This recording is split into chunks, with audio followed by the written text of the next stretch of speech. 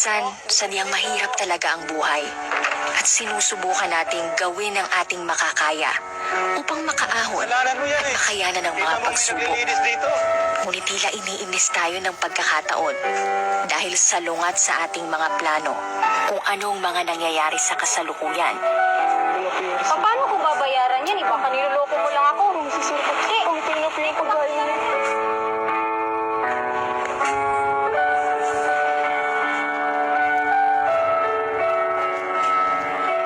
Pero huwag kang panghinaan ng loob.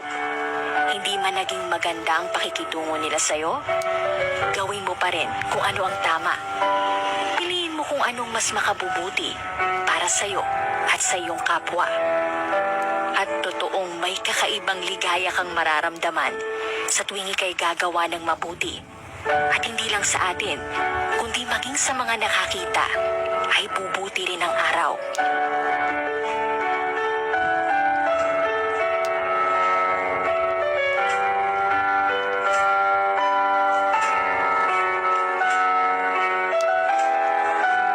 Dahil ang paggawa ng mabuti ay napakagandang paraan upang ating maitawid sa kapwa ang pag-asang hatid ng pagiging positibo sa buhay.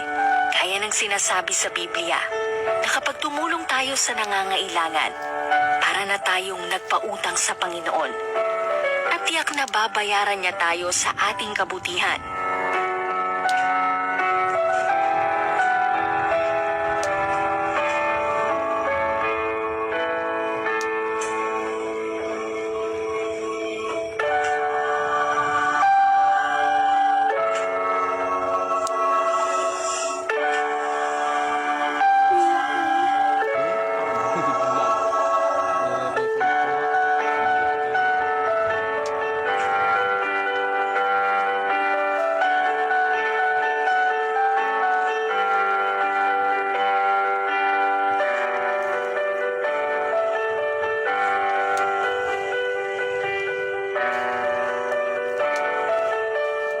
Kaya pagsikapan nating mamuhay sa pag-asa, pag-ibig at pananampalataya, at tunay na ang kapayapaan ay isa sa atin.